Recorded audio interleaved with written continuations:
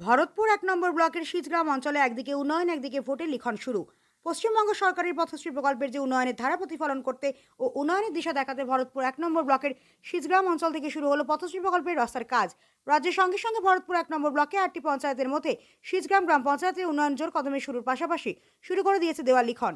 গ্রামের অঞ্চলের একদিকে চলছে উন্নয়ন, একদিকে চলছে দেওয়াল লিখন। তৃণমূল কংগ্রেসের যে উন্নয়ন, সেই বার্তা নিয়ে অঞ্চল সভাপতি আমির হামজা ওরফে থাম তিনি তার এলাকার উন্নয়নকে সামনে রেখে দেওয়াল লিখনের কাজ শুরু করেছেন এবং সাধারণ মানুষের সঙ্গে জনসংযোগ শুরু করে দিয়েছেন।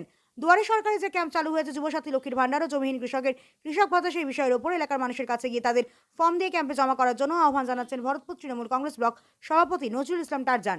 দেখুন সাক্ষাৎকারে কি বলেন শীতগ্রাম অঞ্চল তৃণমূল কংগ্রেস সভাপতি আমির হামজা থাম, শুনুন। এই যে পথশ্রী প্রকল্প রাস্তা সারা রাজ্যের সঙ্গে ভরতপুর ব্লকের ১ নম্বর ব্লকের শীতগ্রাম অঞ্চল হচ্ছে, তার সাথে দেখছি দেয়াল লেখন। আপনি অঞ্চল সভাপতি তৃণমূল কংগ্রেসের, কি বলবেন উন্নয়নের এত ধারা? দেখেন, আজকে আমাদের উন্নয়নের কাণ্ডের হচ্ছে মাননীয় মুখ্যমন্ত্রী মমতা বন্দ্যোপাধ্যায়। তার পাশাপাশি উন্নয়নকে ধরে রাখার আনারও একটা উপচেষ্টা থাকা যায়। সেই উপচেষ্টা আমরা আজকে শীতগ্রাম অঞ্চলে এই মুহূর্তে আমরা 6টা পথশ্রী রাস্তার কাজ চলছে শীতগ্রাম অঞ্চলে, যাতে কোনো জায়গায় এই 26শে বিধানসভা ভোটের আগে কোনো আমাদের দল তো প্রচার করবে, অন্য অন্য দলও যেন প্রচার করতে চেয়ে বলে যে না, এই তৃণমূল সরকার মমতা ব্যানার্জি আসাতে প্রত্যেক রাস্তা ঘাট পরিষ্কার পরিচ্ছন্ন এবং উন্নয়নের কাণ্ডটা বলতে পারে। এবং দেখুন, আজকে পাশাপাশি আমার দেয়াল লেখনের কাজ বলছেন। দেয়াল লেখন কাজ আমাদের, যেহেতু আমরা সক্রিয় দল করি, আমরা তৃণমূল কংগ্রেসের উন্নয়ন মানুষের বাড়ি বাড়ি পৌঁছে দিচ্ছি। যে আপনারা দেখতে পাচ্ছেন, আমাদের ইংরাজির 15 তারিখ থেকে 26 তারিখ পর্যন্ত আমাদের যুবসাথী ক্যাম্প চলছে ব্লক অফিসে। সেখানে আমাদের প্রত্যেক জিপির একটা করে ডেট আছে, সেখানে আমাদের ডিউটি পালন করতেছে। মানুষের পাশে থাকছে, মানুষের কোন কাগজ লাগবে না লাগে, ফর্ম ফিল আপ টোটালটা মানুষের সাপোর্ট করে আমরা, যাতে মানুষ আমাদের সরকারি প্রকল্প পায়, যাতে পঞ্চায়েতের সার্টিফিকেট প্রদান, সার্টিফিকেট যেন মানুষ হয়রান যাতে না হয়, আমরা বিনা ট্যাক্সের মাধ্যমে মানুষকে সেই পঞ্চায়েত সার্টিফিকেট দিচ্ছি। তারপরে দেখতে পাচ্ছেন পাশাপাশি রাস্তার উন্নয়ন, দেয়াল লেখন।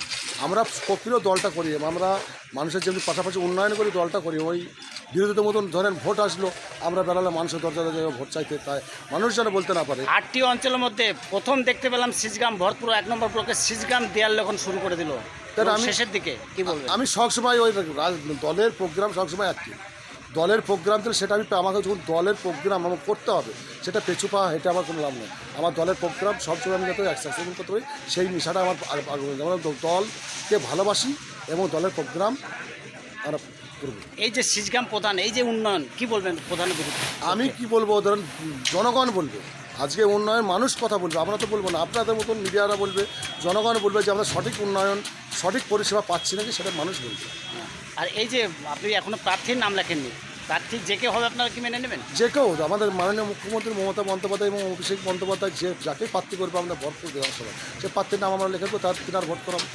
এই যে শুনতে পাচ্ছি যে বাইরে প্রার্থী হলে হয়তো তৃণমূল একটা দ্বন্দ্ব আসবে, কি বলবেন? আমাদের মধ্যে কোনো দ্বন্দ্ব নয়, আমরা প্রতীক চিহ্নে, আমরা প্রতীক চিহ্ন থেকে আমরা মাননীয় মুখ্যমন্ত্রী মমতা বন্দ্যোপাধ্যায় এবং অভিষেক বন্দ্যোপাধ্যায়কে দেখে আমরা ভোট করাবো। এই ভরতপুর ব্লকে উন্নয়নের কাণ্ডারি কে? এই ভরতপুর ব্লকের উন্নয়ন কাণ্ডের একটু বর্তমান নজরুল ইসলাম টারজান সাহেব, তিনার হাত ধরে আমাদের এই তৃণমূল কংগ্রেস দলের যে সৈনিক তিনি যত তৈরি করেছেন, তিনার নেতৃত্বে আমরা চলি।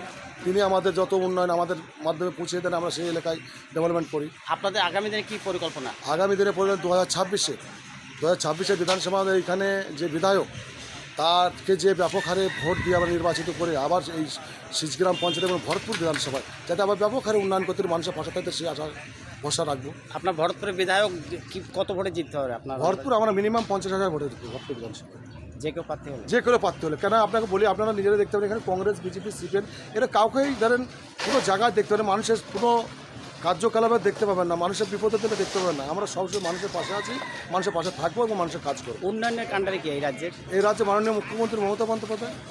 তাছাড়া উন্নয়ন কোথায় পাবেন? এখানে বিজেপি সরকার কোনো উন্নয়ন আছে না, তার বিজেপি সরকার তাজ দেখছে এসআরের মাধ্যমে মানুষকে লাইনে দাঁড়িয়ে দিচ্ছে। আপনি অঞ্চল সভাপতি হিসাবে এলাকার মানুষকে কি বার্তা দেবেন? অঞ্চল সভাপতি হিসেবে মানুষকে বার্তা দেবে, মানুষের যখন আপদ বিপদ, যখন সমস্যা যে কোনো কিছু হয়, যখন আমরা পাশে থাকি, আজকের দিনে মানুষ আমাদের পাশে আছে, মানুষের যাতে কোনো সমস্যা নেই, মানুষের সমস্যা হলে আমরা সরকার পাশে থাকবো।